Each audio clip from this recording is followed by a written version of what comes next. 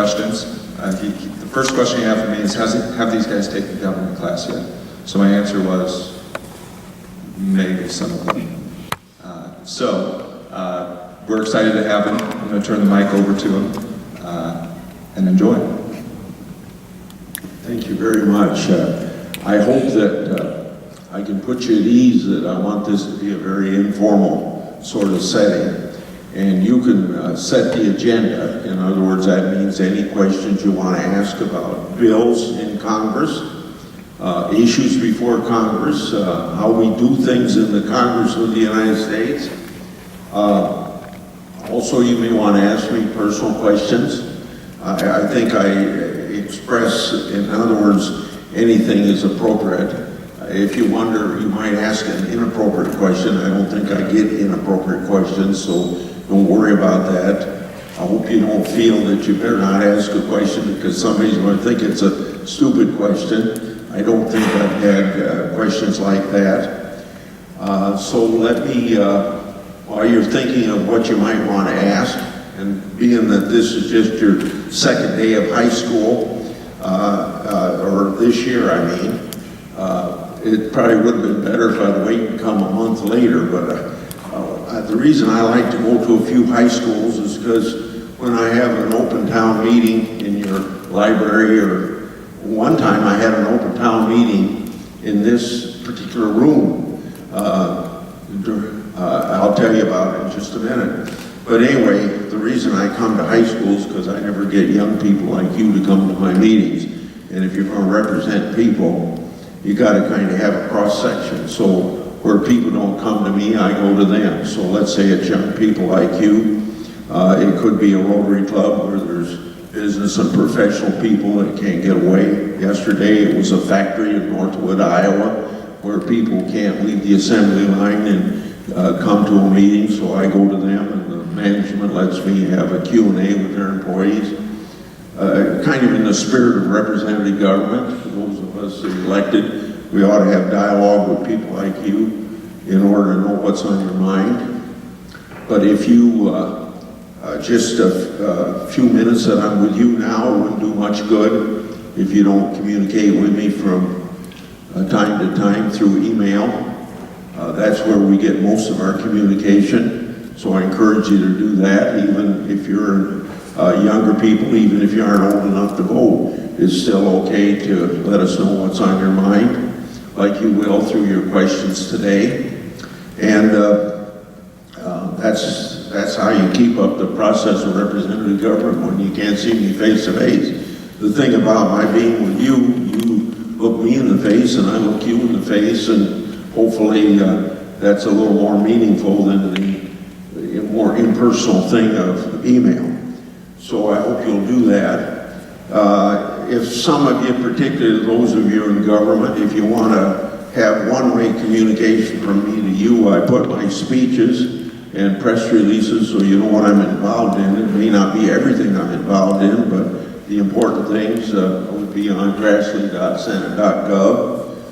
You could follow me on Facebook. You could follow me on Twitter at Chuck Grassley, Instagram at Senator Chuck Grassley.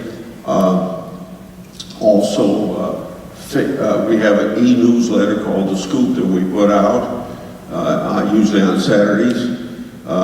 And I know most of you probably don't follow government that close, or maybe not at all, but I just want you to be aware of how you make some of those contacts properly, particularly if you're in a government class this year before you graduate.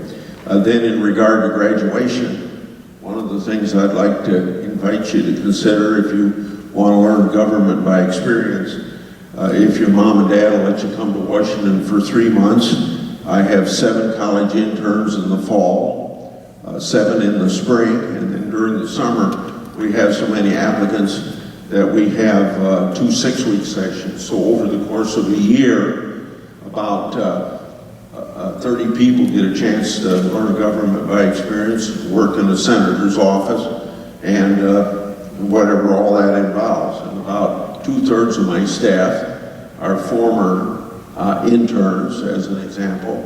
So it gives you an opportunity to see if it's something you'd like to do when you graduate from college.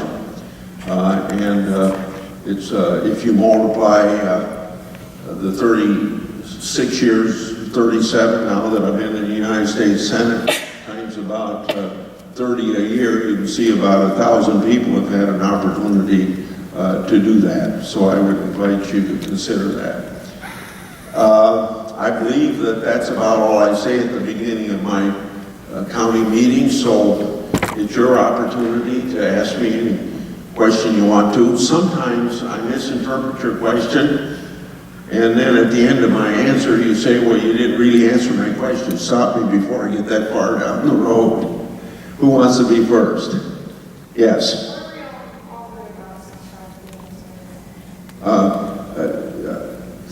About? Oh, yes. Without getting into the details, I would say there's two important bills on the floor of the United States Senate, yet not taken up, but recently voted out of committee that deal with sex trafficking. Then don't forget that it's an international issue as much as it is just a domestic issue in the United States. And I had a young person tell me considered Iowa to kind of be trafficking of sex trafficking. I mean, a crossroads, let's say. I don't know whether it's significantly different in Iowa than it is in the nation as a whole, but there's some feeling that there's more money and laws broken and everything dealing with sex trafficking than there might even be with other things like even drug trafficking, as an example. I don't know the exact figures on it, but we have two very important pieces of legislation. One sponsored by me as chairman of the Judiciary Committee, and the other one by Senator Cornyn of Texas. Okay, next question. Oh, I'm sorry, you did have your hand up.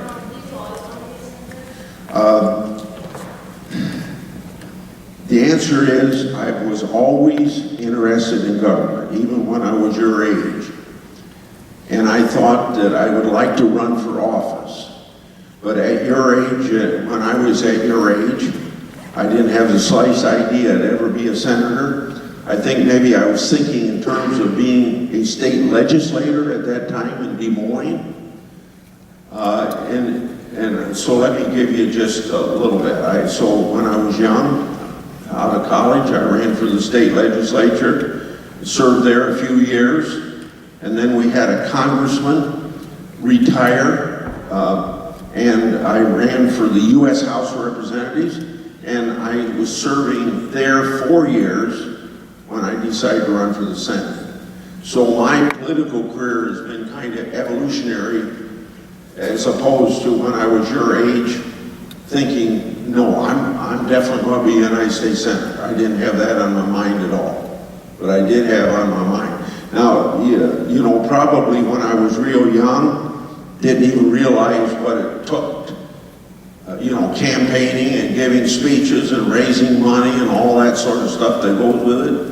I'm not even sure I was realistic enough to know what all it involved, but you soon get educated about that. And then if I hadn't been elected, or if I hadn't run at all, I probably would be a government teacher, because that's how much interested I was in government. Yeah. Another question. Oh, if maybe I should have repeated the questions. So if you, I think now you got a microphone, I won't have to do that. What are your views on global warming, or what's being done about global warming? Can I ask you to repeat it again? What are your views on global warming, or what's going to be done about global warming? Yeah, my views on global warming. Thank you for that, because that's a very important question. And it's always going to be an issue, and it has been an issue for 20 years. First of all, just from a mathematical standpoint or a statistical standpoint, there is no doubt that the globe is warming. Maybe not quite as much as in the last decade as it was over a course of 50 years, maybe 40s to the late 1900s. Now, And by the way, the United States, when it comes to just CO2, we've done better than any other country, because I think we got our CO2 levels down to where they were in 1993. Europe is doing pretty well. China, India, Indonesia, and Brazil probably are polluting the most. Let's see. I guess if there's any doubt, it isn't doubt about global warming, but the debate that goes back and forth, humans contribute to it, how much do humans contribute to it as opposed to natural, because there is some natural CO2.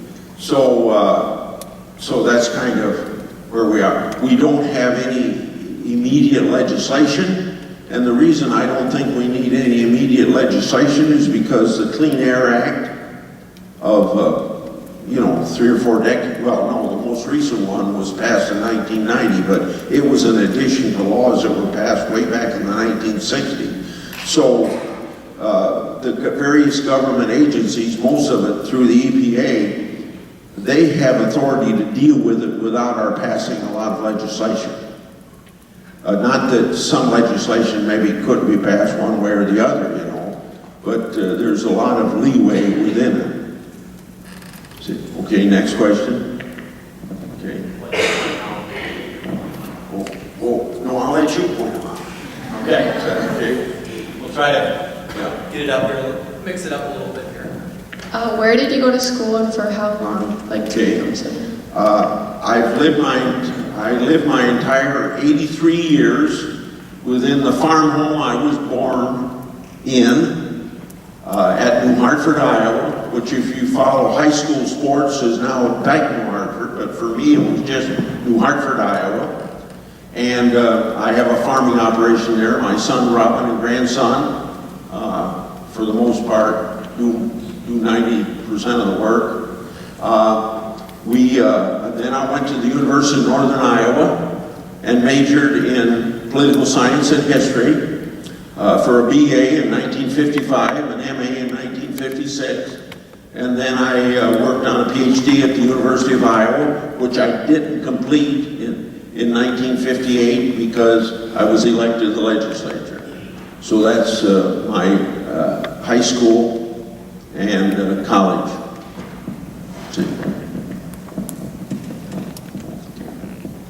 We have a guy ask a question. What? I don't think we've had one of the guys ask a question yet. We better not. We better take advantage of all the different points of view. How are government officials trying to bridge the gap between the far right and the far left hate groups? I don't think we're doing anything, and it's too bad we can't. But we can do it within the Congress of the United States. Outside of it, it's difficult, except just to set a very good example.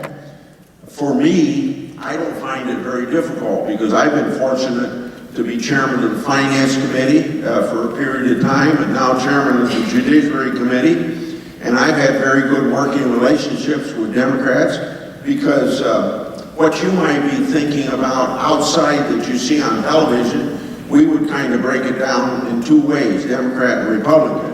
Hopefully none of the Republicans or Democrats in Congress would be involved or even encouraging hate organizations or anti-fascist organizations that feel like you've got to be disrespectful of other people's points of view and be physically aggressive and even hurting people in the process.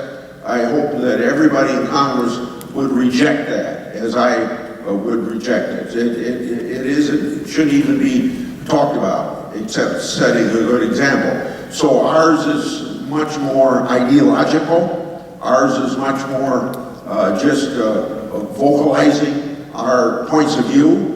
And like I said, for me, I haven't had any problems. I think that there, maybe in February or March, there was a index out, and I can't give you a reference to the index, but there's some place you could find it, probably on my website, of people taking a survey of 100 senators, and I came out in the top 5 of being bipartisan. There were 2 Democrats and 2 Republicans ahead of me. So in my committee, it kind of comes out this way, if I could quantify an answer for you. In the years 15 and 16, and I don't think it's changed so far this year. It could change later on because it won't always be this way. There's going to be some place where you're going to have some partisanship, but 31 bills out of my committee in 15 and 16 came out bipartisan, and 18 of them got to a Democrat president, as an example. Now, that really doesn't answer your question because I'm just giving you myself as an example. So if I could further say, if your question didn't, I know your question didn't deal just within Congress, but that's about the only place that I can answer except setting a good example. I could say it this way, that there, from your point of view, there may be too much partisanship, but if I could ask you to think in terms of journalism tends to,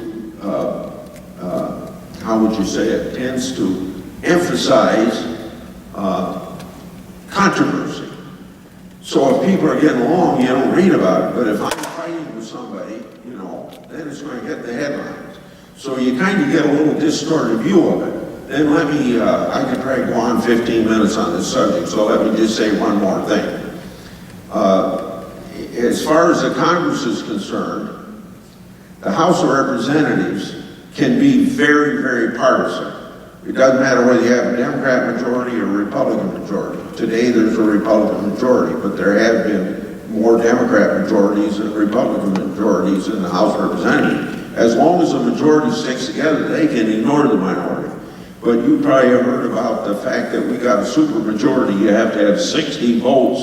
You have to have 60 votes to shut off debate. So when you have 52 Republicans or 48 Democrats, or prior to 2 years ago, we had 55 Democrats and 45 Republicans, and you have to have 60 votes, nothing's going to get done if you don't have some bipartisanship in the United States Senate.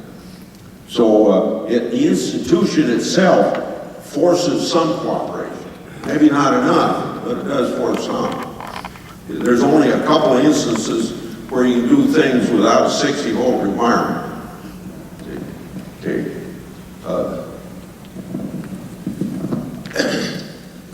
What are your views on abortion? Okay. I'll give you a short answer. If you want a longer answer, you tell me. The short answer would be that usually when it comes to the issue of abortion, it's divided into those people that call themselves pro-choice and pro-life, and I've had very much a pro-life voting record throughout my entire career. Okay, next question. I'll let him call on. As long as I told him to do that. Otherwise, I'm ready. All right, so what kind of changes do you want to see in U.S. politics before you step down? I know that you've had a very long career and have probably seen a lot of change up until now, but... So do I interpret your question right so I answer it? In other words, you're talking about not a specific bill or bills, you're talking about how we do things. Yeah, exactly.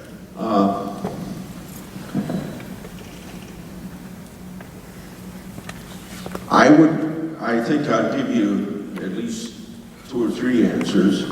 One would be we just dealt with it. Like I said, I don't think there's as much partisanship as a lot of people think because controversy makes news. So it'd be nice if the press would portray when people get along as much as when we don't get along. Now there's still too much partisanship. And there's more now than probably any time since I've been in the Congress. But so it'd be nice if the press would do it.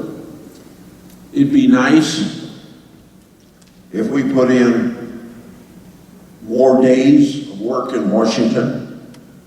I didn't explain this to you when I came here, I usually open my town meetings by saying, what am I doing here on a weekday when most people think we'd be in Washington legislating, but we do have some periods of time when we aren't in session Monday through Friday. We're in session about 40 weeks out of 52. I think we could be in session a little longer and maybe, well, just more days, I guess would be the best way to put it.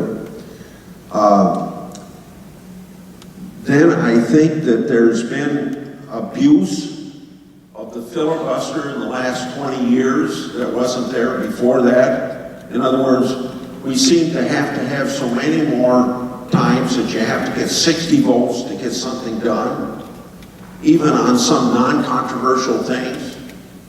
And particularly this year, on the president's nominees for the cabinet and the sub-cabinet positions, like assistant secretaries or something, there's been a massive amount of filibusters. Let me quantify this. In the first day of the Obama administration in 2009, we approved 8 cabinet members first day. This year, the last cabinet person was approved by the Senate the last week of April, I believe, as an example. The abuse of the filibuster, and it isn't just Democrats, it was Republicans when we were in the majority, I think has gone too far. I don't want to say it's gone far enough that you ought to do away with the 60 vote requirement, because in our whole political system, the only place where you're going to get bipartisanship is out in the United States Senate, where it forces people to work together. If we had a 51 vote requirement on everything, then the minority would be ignored completely. And you got to force people to consider different points of view and moderate legislation, and that can only happen in the Senate. Does that answer your question? Yeah. Okay, thank you.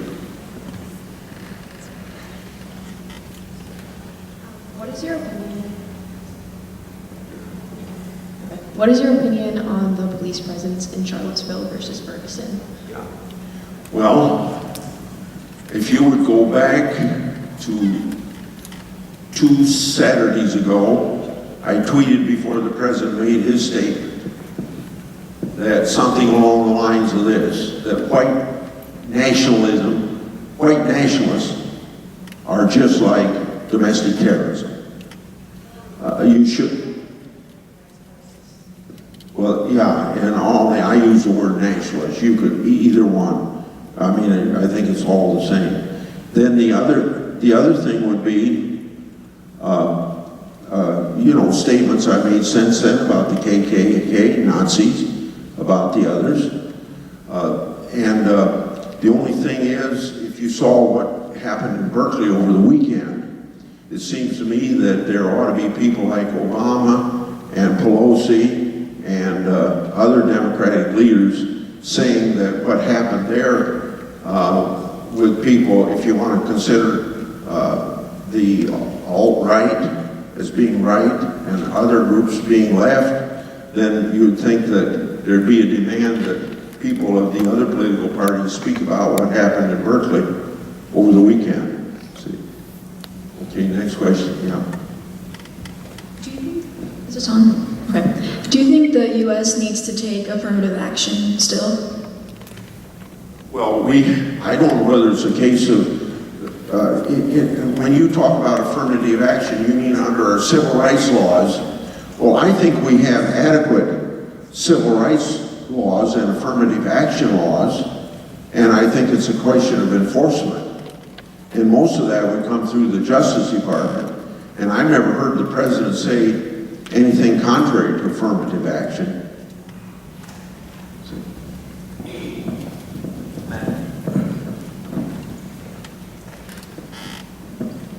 What has been your greatest accomplishment as a senator? Can I mention 4 or 5? You asked for 1. Because I don't know. I suppose I could start out with, I was the author of the wind energy tax credit. 1992, and when I did that, I didn't think that wind energy would be the big thing it is now in Iowa. 7,000 jobs, companies coming from Germany to Fort Madison to manufacture, from Spain to West Branch to manufacture, California to take over the Maytag plant when Maytag moved out of Newton, and all those component manufacturing we have in Iowa. But I think I'm proud of being the author of something where we get 40% of our energy from wind now, and in America, Des Moines says that in 5 years they'll be generating 88% of their electricity by wind. That'd be one. In my first term in office, I won't go into the details of this legislation, it's kind of complicated, but I got the False Claims Act passed. That's brought $53 billion back into the federal treasury that was fraudulently taken that's over a course of almost 30 years. Then Congress had exempted itself between 1938, I'm talking about 538 members of Congress being exempted from laws that would apply to you between 1938 and 1990. So I felt it was wrong to have one set of laws for Capitol Hill and one for the rest of the country. These would be like minimum wage laws, civil rights laws, safety laws, things like that. And so in 1995, I got a bill passed that those laws apply to us now, like they do everybody else. And then in,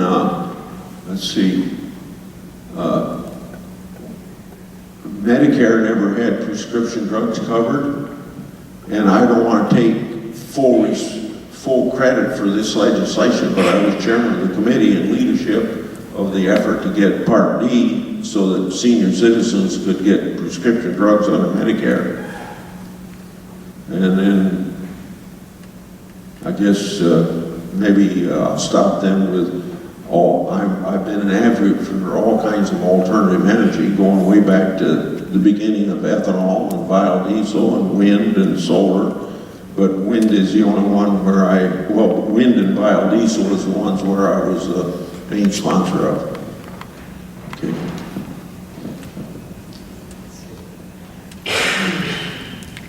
Do for a guy, Justin. You listen to what he said, you may have to repeat it for me. What got you interested in government? What got you interested in government? Yes, it kind of follows on one of the questions I had up here in the front row about did I plan on being a senator when I was in high school. I neglected to say that I think my interest in government history started with a mom and dad that were always talking about history and government when we were in school. And my mom and dad were not politically active other than probably voting. I doubt if they had sharp political views, Republican or Democrat, and just talking about it in our hometown or in our home, yeah. What do you think is the most important thing that we as young people should be doing to help our government? I think I've suggested one thing. I mean, obviously voting is the minimum that you can do. It's always better for you as an individual to choose somebody that you're going to agree with more than disagree with, or will carry out what you want to if they're elected, but maybe to help that person get elected. And then when the election's over, to follow up as I suggested with making sure your opinion's known very much. I think encouraging other people to participate in the process. But if I could be a little more generic in answering your question, this way for everybody, whether you're young or older, there's a lot of democracies around the world, and you'll study this in your government class, but there aren't very many governments, and we may be the only one that has what you call the principle of limited government, most constitutions say what the government can do to you. Our Constitution is written in a way to protect you from the government, from the excesses of government, because the revolution was fought because our colonists were sick and tired of King George III, running roughshod over colonists that had the same rights that British citizens had in London, but they weren't respected like that. So we have a principle of limited government. And so in America, you got an opportunity to help rule or be ruled. You got an opportunity to help govern or be governed. And I would hope you would all decide it's better to jump in and help govern rather than being governed or being ruled. Is that okay?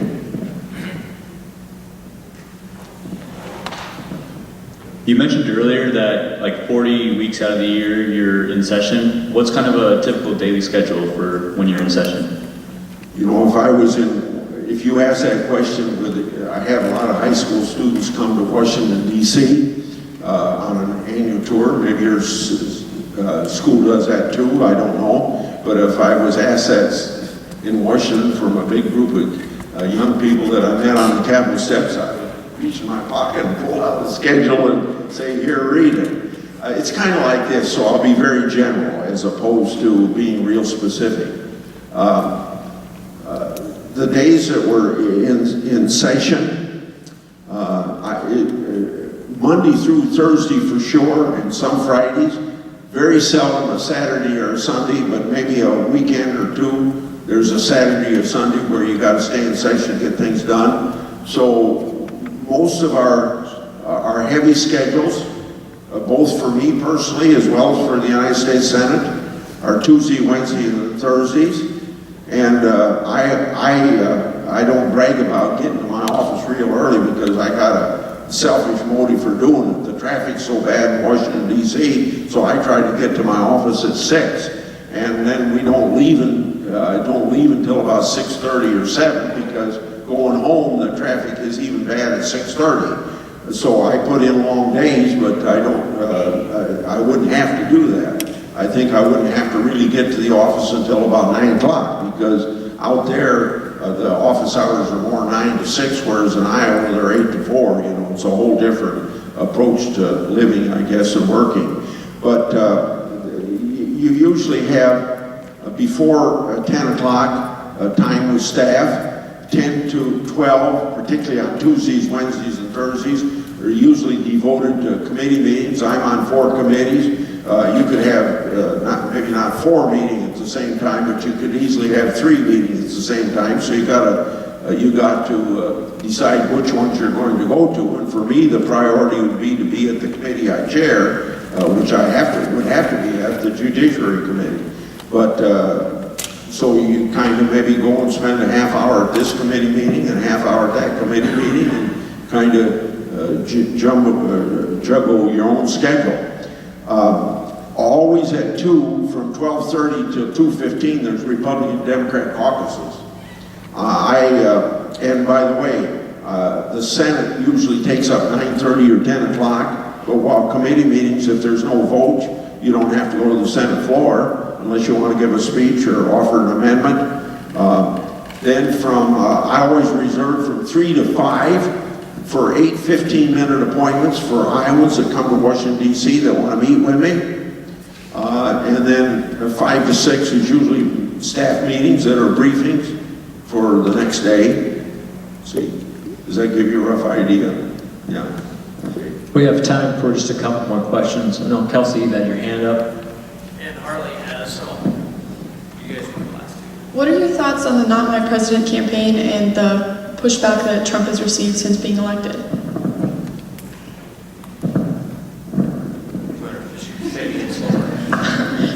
What are your thoughts on the Not My President campaign and the pushback that Trump has received since becoming president? Thank you. Well, heavens, there'll never be another one like it. There never was one of it before. And maybe the reason why it was that way is because he's the first person in the history of our country that wasn't a politician or wasn't a general to be elected president.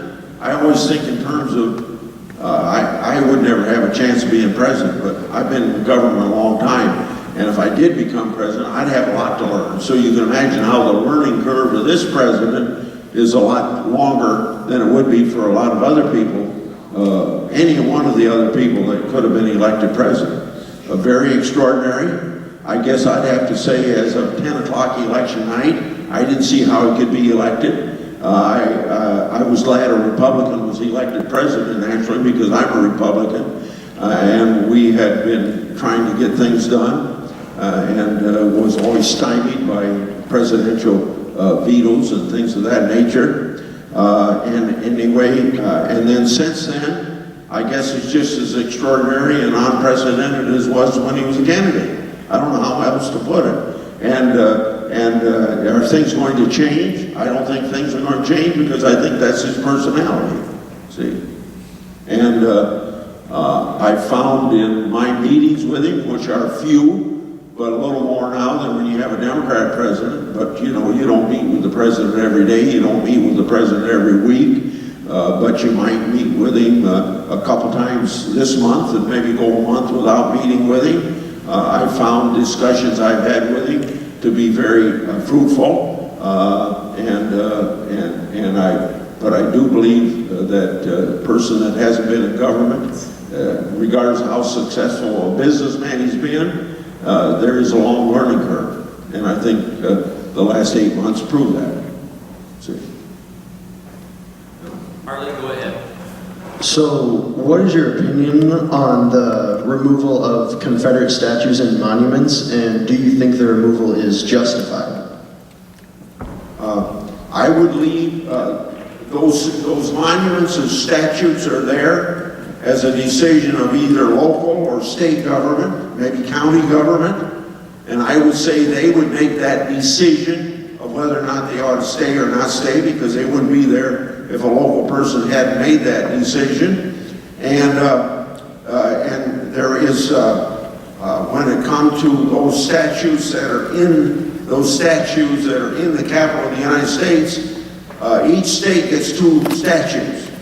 And so the states will make that decision whether or not they should go. Iowa, for different reasons, Iowa recently removed the statue of a former governor by the name of Kirkwood.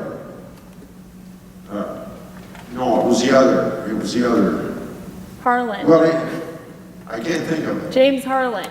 Okay, yeah, a former senator, Harlan, was moved out so we could make room for Dr. Borlaug, who won the Nobel Peace Prize. That happened about 3 or 4 years ago. So that's up to the states. Yeah. Okay. Now, was that meant to be the last question? Yeah. Okay, well, listen, you've all had very, very good questions. And I appreciate very much the cordiality and your listening and everything. Thank you very much. I enjoyed being with you.